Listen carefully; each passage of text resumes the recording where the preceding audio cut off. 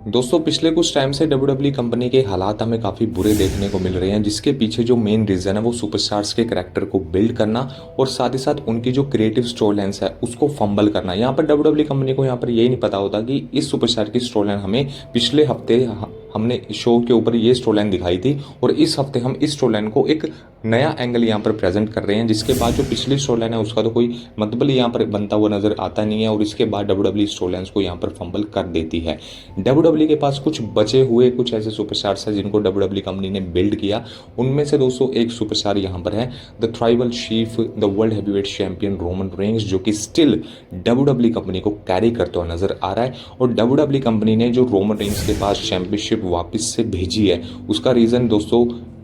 WWE के shows को अच्छा यहाँ पर बुक करना था, लेकिन WWE अब शायद रोमन रेंस के साथ भी वही चीज़ करने लग गई है जो कि उन्होंने पिछले कुछ टाइम में दूसरे सुपरस्टार्स के साथ करी थी। और ये चीज़ दोस्तों WWE कंपनी को तो इफेक्ट करने ही वाली है, लेकिन रोमन रेंस को भी काफ़ी ज़्यादा यहाँ पर इफेक्ट होने वाला है।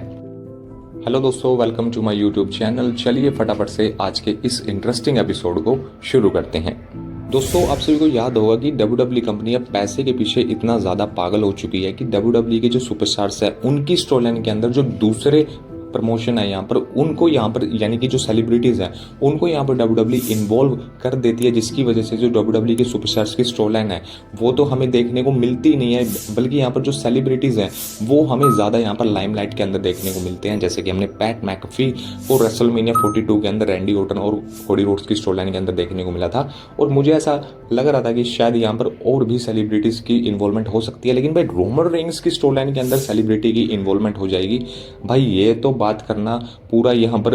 हजम नहीं हो रही है बात तो कि रोमन रेंस की स्टोरी लाइन के अंदर भी सेलिब्रिटी की इन्वॉल्वमेंट हो गई। तो दोस्तों आप सभी को पता है कि सैटरडे नाइट मेन इवेंट के ऊपर रोमन रेंस को यहाँ पर जो NBA के जो यहाँ पर वो जो प्लेयर्स हैं उनको यहाँ पर WWE ने रोमन रेंस और सेथ रॉलिंस की स्टोरी लाइन के अंदर ऐड किया और इसके बाद भाई यहाँ पर रोमन रेंस उस ट्रॉफी को, जो वो ट्रॉफी थी NBA चैंपियनशिप की, उसको दोस्तों यहाँ पर रेज कर रहे हैं और साथ ही साथ यहाँ पर Roman Reigns world heavyweight championship को भी दे रहे हैं उस प्लेयर को। और भाई रोमन रेंस यहाँ पर किस तरीके से रोमन रेंस का जो ओरा है वो यहाँ पर लॉस्ट हो गया। रोमन रेंस का करैक्टर हम सभी को पता है कि रोमन रेंस का जो ओरा है, रोमन रेंस फैंस के बीच में इतना ज़्यादा बिल्ड इसलिए हुए थे क्योंकि रोमन रेंस का एटीट्यूड, रोमन रेंस का ओरा, रोमन रेंस अपने पूरे करैक्टर के अंदर यहाँ पर रहते थे। जो रोमन रेंस का हील वाला करैक्टर था भाई साहब उसको ही वापस आने की ज़रूरत है। रोमन रेंस का जो ये बेबी फेस वाला करैक्टर है ये तो मुझे लग रहा है कि ट्रिपल एच यहाँ पर रोमन रेंस को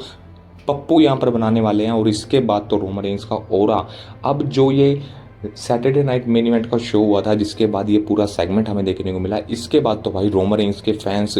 जो इंटरनेट के ऊपर फटे हैं वो भाई देखने लायक है। भाई फैंस यहाँ पर ये बोल रहे हैं कि रोमन रेंस की स्टोरी लाइन के अंदर सेलिब्रिटी, फर्स्ट ऑफ ऑल तो दोस्तों ये चीज़ ट्रिपल एच को करने की जरूरत है ही नहीं थी। रोमन रेंस यहाँ पर शो पर आते, रोमन रेंस और सेथ रॉलिंस की फ्यूड को यहाँ पर WWE अच्छे तरीके से बिल्ड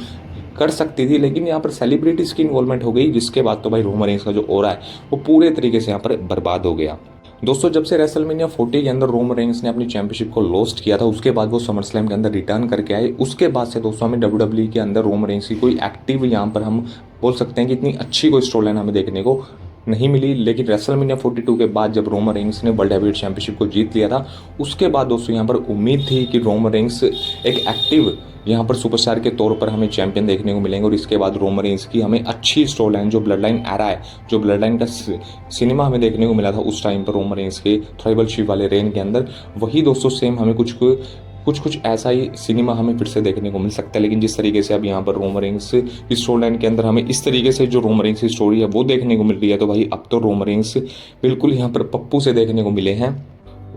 और साथ ही साथ दोस्तों रोमन रेंस वो बंदा है जो कि